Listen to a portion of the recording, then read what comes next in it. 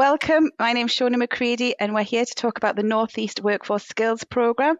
The North East Workforce Skills Programme is to support employers within the Tyne and Wear and Northumberland across all sectors and across all levels of qualifications. We're here with the partners today to go through their offer, what they've found has worked in the first year, and what they're going to look forward to doing in the next year.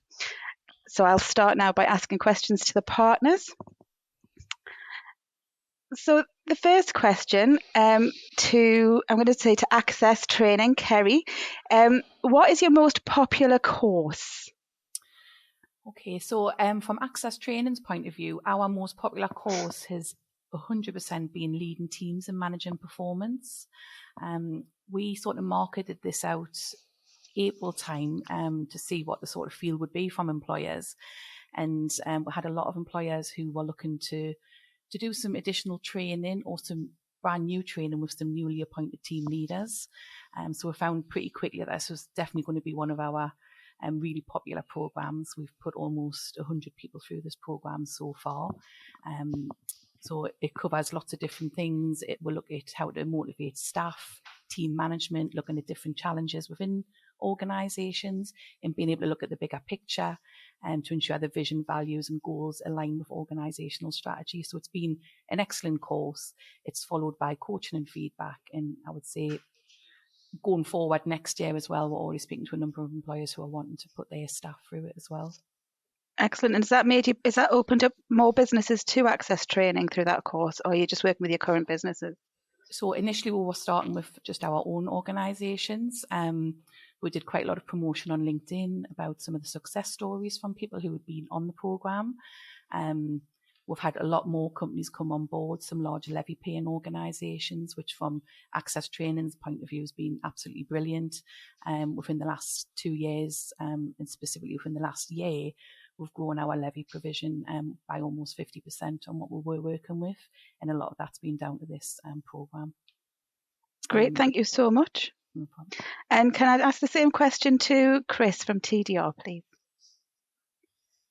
Yeah, so our most popular courses have been the electrical courses, which are City and Guilds accredited. So the Level 2 inspection and testing and the 18th edition wiring regulations. So what we've seen levy companies taking up this training all the way down to the one-man band, self-employed electrician. And this has been in the past where they've had to pay for this course provision, and now they're getting it fully funded through the North East Workforce Skills Programme. Excellent, thank you. Sara, what about you? How's it working for the university?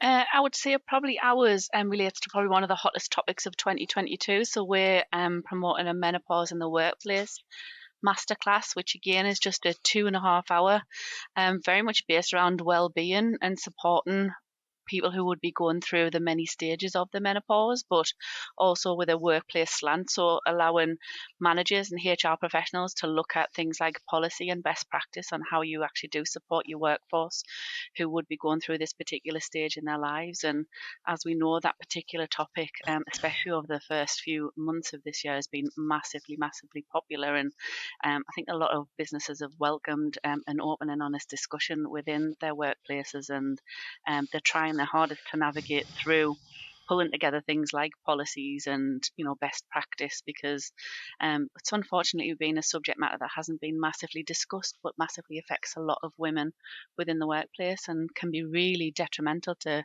women forging on with their careers. Unfortunately, some of the statistics that have been released within this particular course have been quite damning, and it shows that a lot of women come out of work because they're really struggling with this particular stage in their lives. So I think if nothing else, a bit like what Michelle's saying, this is a short and sharp piece of work for somebody to come along to, but actually the effects and knowledge that it can give you are massively can be affected really well within the workplace immediately as well. So I think that's been the most popular for us. Or remembering why you went to the fridge, to be honest. There's a lot of that. Simon, how's Codes coping and what's the most successful course for you guys? So cybersecurity and Microsoft Teams, I think, have been our biggest uptake. I would say Microsoft Teams is pretty self-explanatory with COVID, what happened, everyone went through, and there's been loads of advancements, and there's huge amounts of features within the program that we're not really aware of. Well, I think we've all definitely mastered how to do phone calls, etc. But when we start to use it as saving documents and using it in its more collaborative way to get people really working, I don't think we all know as much as it, and it moves at such a pace. And then cybersecurity, which was a bit of a surprise to me, but I think it's just tech's moving so quickly, and cyber is becoming more and more important. And I think organizations across the region have always had a nod to it and done that, like 10-15 minutes cyber training, normally e-learning online, but it doesn't really embed anything. It doesn't really give it that extra detail. And I think we're now a lot more aware of what can happen. There's a lot of organizations suffering from cyber attacks, and it's becoming more and more common. So those are our two most popular ones at the moment. Fab, yeah, the university knows only too well what happens when a cyber attack happens. And it wasn't fun. For anybody that lived through it, it wasn't fun. And Newcastle College, Joe, what about yourselves? Hi, thanks, Shona. Yes, so first aid has definitely been the most popular course at Newcastle College. So far, we've trained over 250 participants, and that's been every size and kind of organisation. So some bigger organisations, some very small, from taxi drivers to customer service to a whole plethora of organisations. And I'm not quite sure whether COVID's have had an impact on that, whether people have reflected on health and well-being and, how particularly around mental health, and that's possibly been a real trigger. One of the other courses that we're finding is really up and coming now, though, is around equality and diversity themes, around, for example, the use of the correct pronouns, which a lot of organisations are just a little bit unsure about, very worried about offending colleagues and offending their customers. So we're finding that that's quite a hot topic, a little bit like Sara was talking about with the menopause. That seems to be an emerging theme, and we're getting a lot more requests for participants on that type of programme. And Joe, is it expanding the employers you work with? Are you just currently working with the employers you have always worked with? No, absolutely. We're getting calls from employers that we've never had access to. So this has been fantastic for us. And that's also helping us to support some of our other types of delivery. So we're able to open up some other opportunities to those employers. But I think the other key thing is the relationships that we've built with some of the people on the call today in the organisations, and learning about what their offers are and how we can link together. So that's been both have been a great opportunity for us. Great, thank you very much. And last but by no means least, Joy, what about you, and how is Seta getting on with the programme? Seta are actually getting on really well with the programme, and I would actually agree entirely with Chris at TDR that we've had a tremendous uptake on all our electrical courses, which, as we know, includes things like 18th edition, inspection and testing. We're covering things like introduction to industrial electrical engineering. So there's a whole list of electrical courses, and they're all actually they're going down really well. In addition to that, we've actually found that some of our shorter provision, which is around about 3 hours, such as things like abrasive wheels, they've been very popular and have been able to actually ensure that companies can actually either teach new staff and give existing staff a refresher, and that actually keeps them compliant with a whole load of different agencies. So we are actually looking to expand the actual provision to offer a lot more than what we're already offering. And like some of the others, we've actually been dealing in the first instance with a lot of our apprenticeship companies who've really taken it on board, but we're engaging with a lot of people that we haven't engaged with previously as well, or people that maybe we haven't actually engaged with in the past, but haven't for quite some time, have now come back on board with us. So we feel it's going really well, and we look forward to actually providing the service to the North East, or I should say Northumberland and Tyne-and-Wear, for the coming 12 to 16 months. Great, thank you very much, Joy. The next question I'm going to put to the consortium is a two-part question. Which course has not been popular, but you expected it to be popular? And what do you think employers should be looking to train their staff in over the next 12 to 15 months? And I will start with Sara from the university again. I would say we've got a couple of media courses that I think we thought would be more popular than what they have been. We've got one which is around content marketing, which is called Edit, Shoot and Share. And I think sometimes people just get a little bit worried about the use of technology, which I think is possibly what's putting people off with this particular short course. It is also a 2-day, and I think if nothing else, it's really to open people's eyes as to what equipment you might already have that you could utilize for content marketing, which I think is how we're trying to further promote it, to try and go a little bit more in depth about the content, to make people feel a little bit more at ease with that particular course, because it is actually aimed at small businesses as well. So it is quite surprising what you can actually use your mobile phones for example, and learn how to edit video content on your mobile phone. Most people think that's actually a really complex task, and it's not.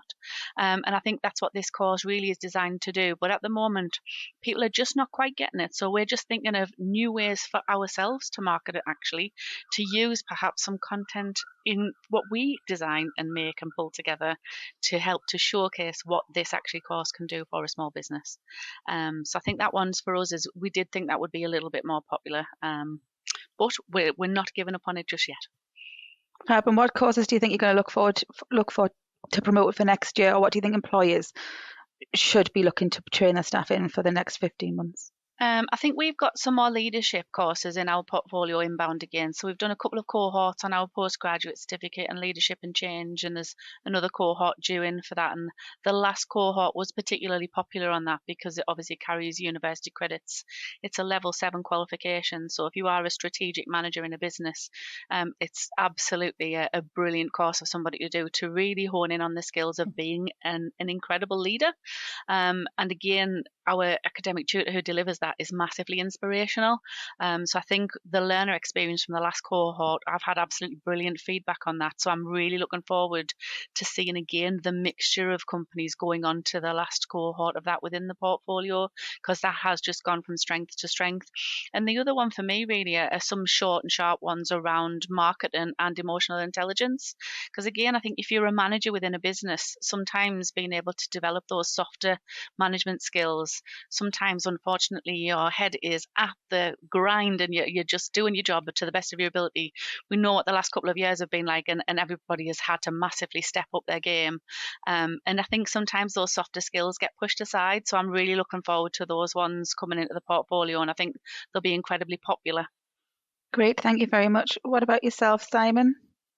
So we have a wellness and mental resilience course that obviously some of the other partners are saying is going really well, and we thought that would be fantastic. It's about mental resilience and wellness in the workplace. Talks about sleep at home and the sleep sessions, etc. Like a really wonderful course with a really wonderful trainer, dead engaging. And I'm a bit disappointed that hasn't taken off, because we've had some wonderful feedback when we've delivered it. We've delivered it commercially as well, and it's been fantastic.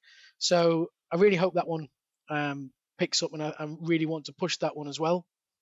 And I think we are seeing a rise in people asking about data and Power BI more recently. So I think the teams and the cybersecurity will continue strongly, and I think Power BI is really getting quite specific as well. People are asking about data analytics and Power BI, etc. So I can see those two really driving forward. And I think as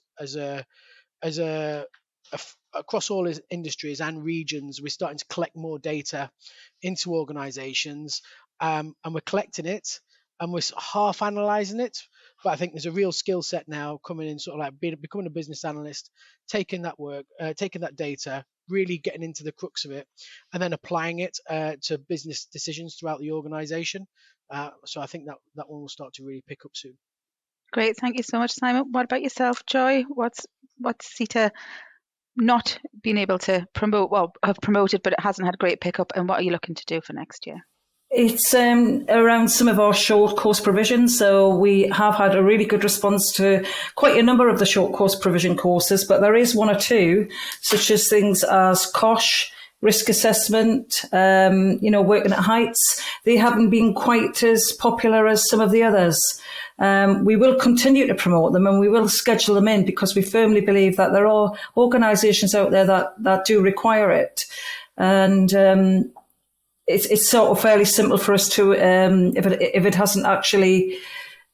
it's not actually recruiting, to actually, perhaps as long as we've got maybe at least 4 weeks notice, to slip something else in that perhaps is recruiting better.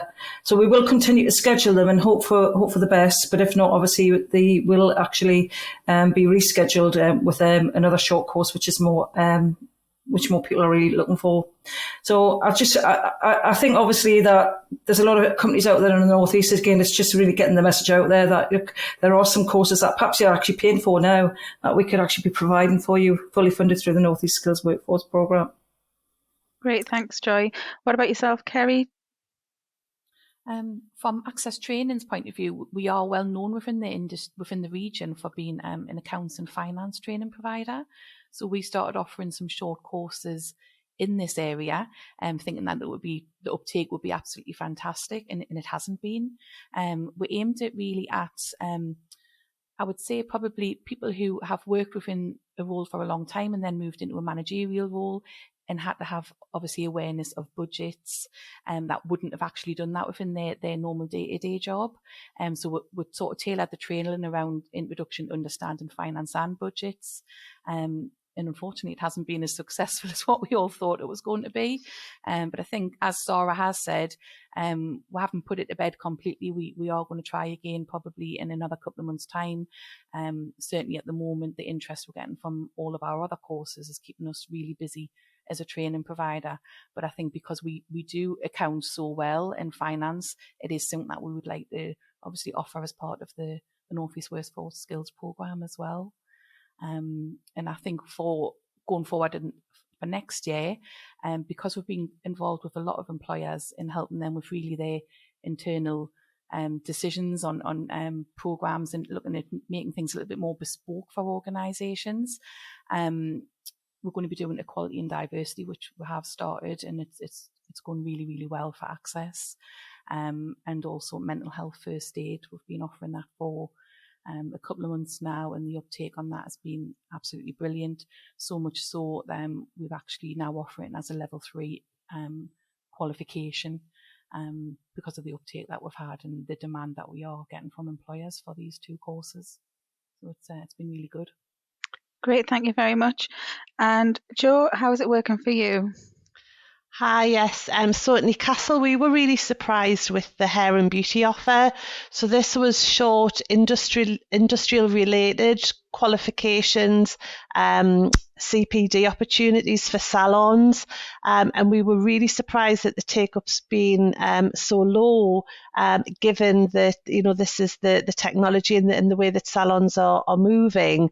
So we were quite surprised, and as a result, we've changed how we're promoting those courses. Maybe the salons aren't hearing the right message, and I think particularly salons aren't really believing that the course is actually free, because how often is something free and then suddenly you discover that there's a hidden cost? So really it's about getting that message out to those salons that this offer is genuinely free, and can really help to support that business.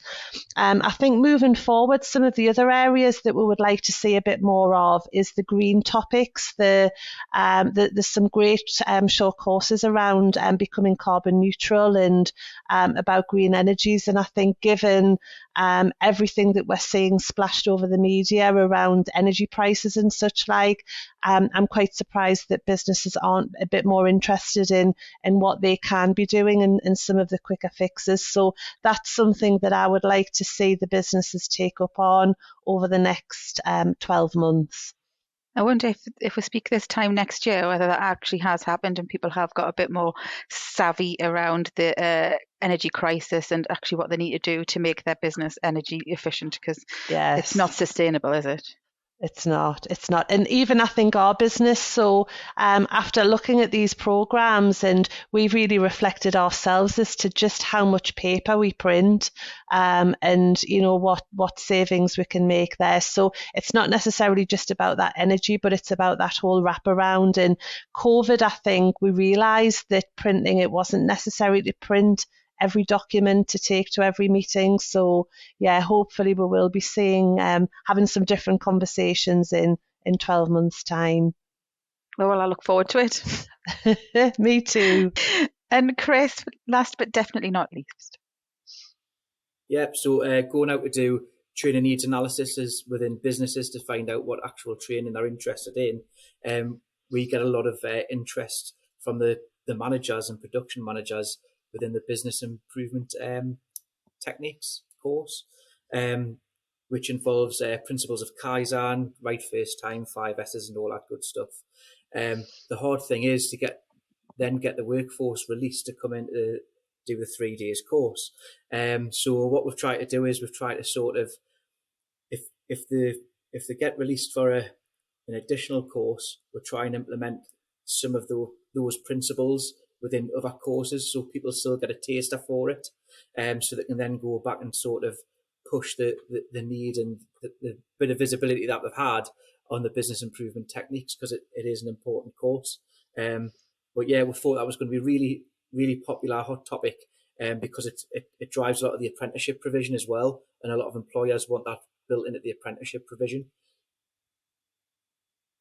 Fab, great. And have you seen a pickup on your apprenticeship provision following the short courses, or has that not happened yet?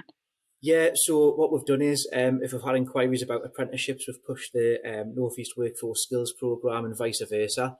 So we've tried to work them against each other and towards each other as well, to integrate them together. So yeah, I would say there has been some sort of integration and crossover between the two. Fab, thank you very much. And what would you say has been the great success stories so far? Has anybody got any examples of what's worked particularly well, what businesses have really liked, and what's actually massively changed the workforce through the training? Would anybody just like to jump in? Yeah, Sara? We had a great experience actually on the first cohort of Leadership and Change. So we had two ladies who joined that particular course, were from very different backgrounds, but were from two industries that were massively hit by the pandemic. So one was in hospitality and one was in charity. And actually the pair of them had very different levels of qualifications that they'd obviously gained throughout their careers. They had quite a lot of operational experience between them both, but not necessarily some of the more hard and fast qualifications around leadership. And really what they've subsequently seen is, obviously since joining the course, that course I think had about 14 on it, again with a very varied background of businesses. So from a learner experience, they've found out quite a lot about how other businesses work leadership training and CPD into their frameworks. But one of the big things that's come out of it for one of the ladies especially is she's actually going to be moving on to a different job. She's actually it's pushed her confidence to the point where she's actually applied for another job. She's got a promotion, and actually the company is thankfully still based here in the Northeast, and they've signed up to the North East Workforce Skills Programme, so she can actually carry on and fulfil the end of her actual course that she's doing. So I think that's absolutely brilliant, because her as an individual especially had over 10 years experience of managing teams and actually being in quite high powered leadership roles, but she didn't have a hard and fast leadership qualification. So I think she has been an absolute poster girl for us with regards to the fact that she has really taken the course on board and has actually done with something with it to actually further her career and to go on to progress it even more. So I think it's a brilliant opportunity for people to access. Well, that's great. And it's also one of the statistics through the course. Let's go back to data, where we're very interested to know about women that have been promoted in workforce or have gained more greater skills. So that would be a great case study as well, Sara. Simon, did you put your hand up as well? Yeah, I did. We had an employee who had a cyber threat, so they came to us and asked us to upskill their team. So we upskilled their team in cyber so they could recognize threats, etc., and try and deal with them better. But then also after that initial training, they had some higher level people who work with our tutors. We created a more advanced course for them, and they're creating experts within their organisation now. So I think that was really endearing to see that. Firstly, they thought a lot of the original course, and then secondly, they've really made a difference in the organisation and upskilled a couple of members of staff to a greater level, so then they can keep that training going within the organisation after having that initial burst from us. So I think that was really positive and a great case study. Great, thank you very much. Any more positive stories, Kerry? Yeah, we've certainly got a one. One of the large companies that we're working with put 20 of their staff through the leading teams and managing performance. Was so impressed by the training and what the team leaders' feedback was on the training that they actually signed up 10 team leaders with access training onto leadership and management level 3 team leader supervisor qualification, which was absolutely brilliant for us. And we're in discussions with them at the moment for to put some bespoke ESF training in place, and then to also sign up operational managers at level 5 on the apprenticeship. And this is a brand new organisation that we've just started working with since the North East Workforce Skills Programme. That's started. excellent. Oh, brilliant.